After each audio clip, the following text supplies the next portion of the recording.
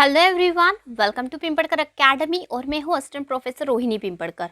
और आज इस वीडियो में हम बात करने वाले चाणक्य जी, जिन्होंने बुक लिखी है अर्थशास्त्र, और इन्हें कौटिल्य भी कहा जाता है क्योंकि इनकी कूटनीति बहुत ही ज़्यादा स्ट्रॉन्ग थी। तो देखते हैं उनके विचार राज्य के बारे में, और इन्होंने जो बुक लिखी है अर्थशास्त्र उसका विषय क्या है और वो किस तरीके से कंपोज हुई है, और दंड नीति के बारे में ये क्या कहते हैं।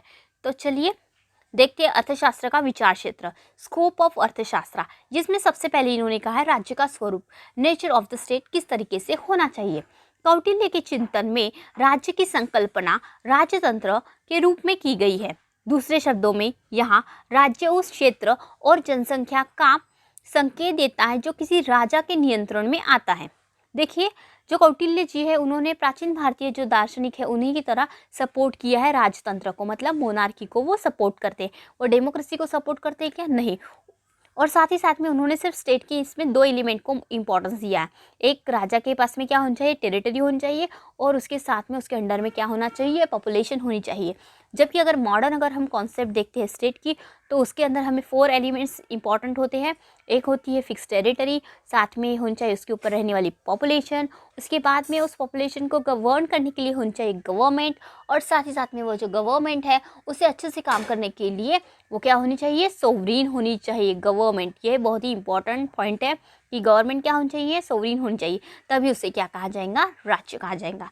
इस तरीके की डेफिनेशन दी हुई है राज्य की पॉलिटिकल साइंस में, और ये क्वेश्चन ऑलरेडी आ चुका है यूपीएससी प्री 2021 के एग्जामिनेशन में। लेकिन कौटिल्य जी ने सिर्फ 2 एलिमेंट की तरफ ध्यान दिया था, क्षेत्र और जनसंख्या है, टेरिटरी एंड पॉपुलेशन। अब आगे बढ़ते हैं। इस राज्य के अंतर्गत लौकिक मामलों में राजा की शक्ति सर्वोच्च है, परंतु अपने कर्तव्य के मामले में राजा स्वयं धर्म से बंधा है। धर्म की व्याख्या का अधिकार अन्य सत्ता जैसे ब्राह्मण को हो सकता है, जो मंत्री के रूप में उचित मंत्रणा देता है। अब देखिए, लौकिक मामलों में राजा की शक्ति सर्वोच्च, इसका मतलब होता है कि हम जब देखते हैं कि राज्य में सर्वोच्च शक्ति किसके अधीन होती है? राजा के अधीन होती है। लेकिन वो अपनी जो सर्वोच्च शक्ति है उसका कैसे भी उपयोग नहीं कर सकता, बल्कि उसे उसका जो उपयोग करना पड़ता है वो धर्म के अधीन रहते हुए करना पड़ता है। और धर्म की व्याख्या करने का अधिकार उसे नहीं होता, बल्कि किसी मंत्री को होता है, जैसे कि ब्राह्मण हो सकता है। और अकॉर्डिंग टू द उनकी जो एडवाइस है, राजा को क्या करना पड़ता है? काम करना पड़ता है। मतलब यहाँ का जो राजा है वो क्या नहीं होता? सोवरीन नहीं होता। According to the his will वो काम नहीं कर सकता।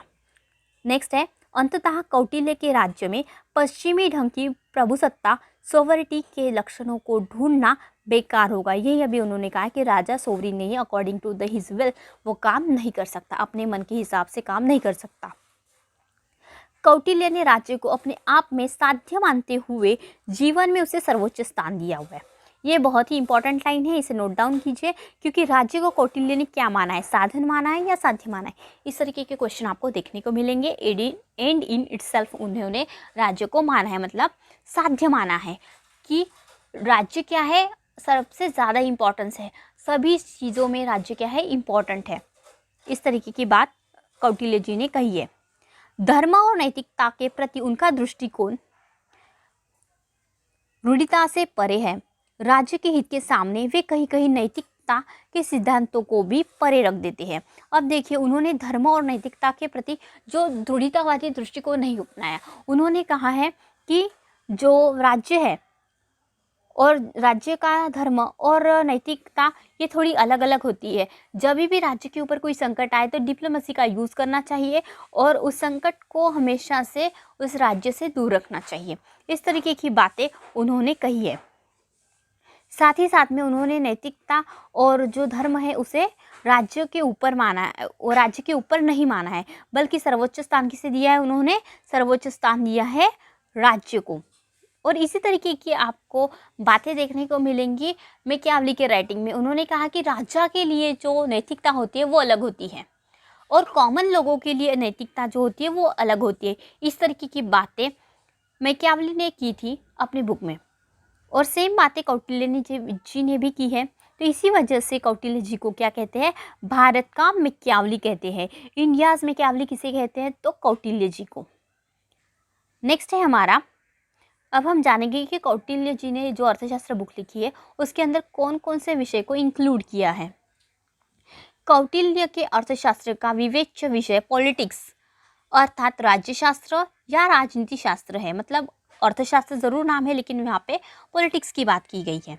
राज्य का अर्थशास्त्र केवल राजनीतिक चिंतन का सारांश प्रस्तुत नहीं करता, बल्कि व्यावहारिक प्रशासन प्रैक्टिकल एडमिनिस्ट्रेशन के मार्गदर्शन के रूप में अधिक विख्यात है। यहाँ पे जो भी बातें की गई है कि प्रैक्टिकली स्टेट ने किस तरीके से काम करना चाहिए, इस बारे में इस पे बताया गया है।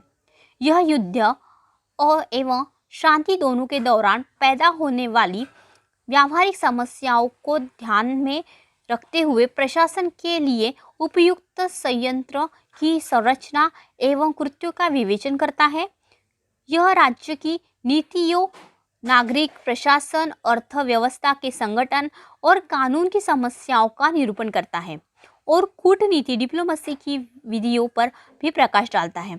अब यहाँ पे बहुत ही इंपॉर्टेंट है कि इसमें वेरियस जो बातें कही गई है, जो काम होता है किसी भी स्टेट का एक तरफा नहीं होता, बल्कि उसे हर एक क्षेत्र में उसे काम करना पड़ता है। जैसे कि कूटनीति का प्रयोग करना पड़ता है, नीति बनानी पड़ती है, प्रशासन चलाना पड़ता है, अर्थव्यवस्था का भी संगठन किया जाता है। तो इसके लिए उन्होंने एक जो प्रैक्टिकल जो काम होते हैं, प्रैक्टिकल इसके ऊपर जो उपाय होते हैं, वो उन्होंने इस बारे में बताया गया है।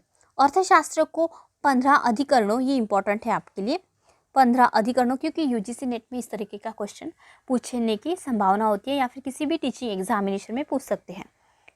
तो इसमें वो किस तरीके से बुक लिखी है, 15 अधिकरण है और 150 अध्यायों में ये विभक्त है, जिसमें 180 विषयों पर लगभग 6000 श्लोक है। अब देखिए 180 विषयों के बारे में यहाँ पे डिस्कस किया गया है। इसमें राजनीति और कूटनीति, कानून और प्रशासन इत्यादि विषय में इसमें बात बताई गई है। मतलब वेरियस सब्जेक्ट्स इसमें डिस्कस किए हैं, जो कि बहुत ही इंपॉर्टेंट है प्रशासन के अकॉर्डिंग। नेक्स्ट है कौटिल्य के अनुसार दंड नीति क्या है और दंड नीति के उद्देश्य उनके क्या है। ऑब्जेक्टिव्स ऑफ दंड नीति। प्राचीन भारत के परंपरागत राजनीति को दंड नीति की संज्ञा दी जाती थी।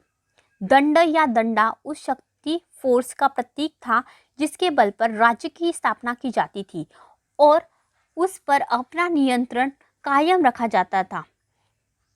तो देखिए प्राचीन भारत में दंड नीति किसे कहा जाता है, पॉलिटिकल साइंस को क्या कहा जाता था, दंड नीति कहा जाता है। दंड का मतलब होता है शक्ति, और इसी के शक्ति जिसके पास है वही क्या कर सकता है, राजा बन सकता है, राज्य की स्थापना कर सकता है, उसके ऊपर नियंत्रण भी रख सकता है। अंततः कौटिल्य ने भी प्रस्तुत संदर्भ में दंड नीति का प्रयोग किया है और उसके उद्देश्यों पर प्रकाश डाला है।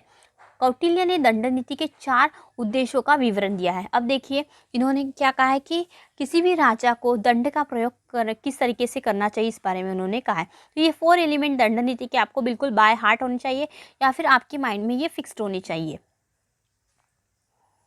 नंबर 1 है उसमें लब्ध की प्राप्ति, एक्विजिशन ऑफ अनअचीव्ड। अलब्ध से यहाँ पे देखो लब्ध का मतलब होता है उपलब्ध या फिर जो अपने पास में है। इसके सामने क्या लगा है मतलब अलब्ध, मतलब जो हमारे पास में नहीं है, जो हमारे पास उपलब्ध नहीं है। अर्थात जो कुछ अभिष्ट है परंतु प्राप्त नहीं हुआ है, उसे कैसे प्राप्त किया जाए। मतलब जिस चीज़ की जो चीज़ हमारे पास में नहीं है उसे किस तरीके से एक्वायर करना है, प्राप्त करना है, इस बारे में उन्होंने पहले बात बताई है कि उसको कैसे प्राप्त किया जाए। इस बारे में किसी भी राजा को सोचना चाहिए। लब्ध का परिरक्षण, प्रिजर्वेशन ऑफ द अचीव्ड, अर्थात जो कुछ प्राप्त कर लिया गया है उसकी रक्षा कैसे की जाए। अब देखिए बहुत ही इंपॉर्टेंट है कि अगर किसी राजा को पहले तो उसने ये सोचना चाहिए कि राज्य की प्राप्ति कैसे की जाए, उसके बाद में जो राज्य उसके पास में उसको प्राप्त हो चुका है उसको वो किस तरीके से संरक्षित करना चाहिए, उसे इस बारे में उसे सोचना चाहिए। साथ ही साथ में 3rd नंबर पे है रक्षित का Vivardhan, augmentation of the preserved, मतलब जो भी उसके पास में है उसे किस तरीके से बढ़ाया जाए, अर्थात जिसकी रक्षा की गई है उसमें बढ़ोतरी कैसे की जाए। 4th नंबर पे है विवर्धित का सुपात्रों में विभाजन, fair distribution of the augmented, अर्थात जिसकी बढ़ोतरी की गई है उसमें उपयुक्त पात्रों में कैसे वितरित किया जाए। अब देखिए जो ऑलरेडी उन्होंने अचीव, पहले तो अचीव था ही नहीं तो उसे अचीव करने के बारे में सोचो, उसके बाद में जो अचीव किया उसे क्या करो, प्रिजर्व करो, संरक्षित करो, और संरक्षित जो किया हुआ है उसे क्या करो, बढ़ाओ। एक बार वो बढ़ गया तो उसको उचित पात्रों में, मतलब अच्छे लोगों के हाथ में, उसे उचित लोगों के हाथ में अच्छे से डिस्ट्रीब्यूट भी करना है, ऐसे नहीं कि खुद के पास में उसको रखना है। तो ये 4 अगर बातें किसी भी राजा ने अगर सीख ली तो वो अपने राज्य में क्या कर सकता है, सर्वोच्च सत्ता को प्राप्त कर सकता है और बहुत ही सक्सेसफुल बन सकता है। जो राजा दंड नीति के इन उद्देश्यों की पूर्ति करता है उसका यश चारों दिशाओं में फैलता है। दंड राज्य शक्ति का प्रतीक है। नीति के से यह निर्देश मिलता है कि शक्ति का प्रयोग न्यायपूर्ण होना चाहिए। अब देखिए इन्होंने क्या कहा है, राजा ने इन सब इस तरीके से राज्य में काम करना चाहिए, उसको बढ़ाना चाहिए, लेकिन साथ ही साथ में उन्होंने ये भी कहा है कि इसका जो निर्देश है, ये सब काम जो करता है राजा, वो किसी भी नीति के अधीन रहते हुए करना चाहिए। और साथ ही साथ में जब भी वो शक्ति का प्रयोग करता है, दंड नीति का प्रयोग करता है, तो वो हमेशा क्या होना चाहिए, न्यायपूर्ण प्रयोग उसका होना चाहिए, अन्यायपूर्ण नहीं होना चाहिए। इस वजह से कौटिल्य जी ने कहीं कहीं ये भी कहा है कि अगर किसी अन्य देश का राजा अगर अन्यायपूर्ण तरीके से काम करता है तो अपने राजा को या किसी भी राजा को ये हक होता है कि उसके ऊपर क्या करे, आक्रमण करे, और उस जो राज्य के ऊपर जहाँ पे अन्यायपूर्ण काम हो रहा है उसको क्या करे, एक्वायर्ड करे और वहाँ पे न्याय की स्थापना करे। तो इस तरीके से बातें दंड नीति में कौटिल्य द्वारा की गई है। So thank you for watching our video friends. This video is presented by Pimpadkar academy. Please subscribe the YouTube channel Pimpardkar Academy.